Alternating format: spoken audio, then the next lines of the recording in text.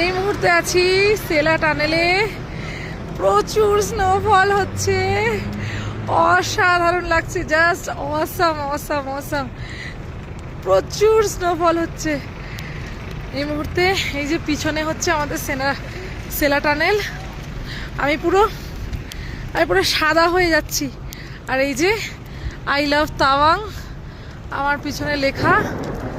ওরে বাপরে, অসাধারণ, কি লাগছে, অসাধারণ লাগছে। এই আই লাভ তাওয়াং পয়েন্ট, আমি জাস্ট ভিজে যাচ্ছি।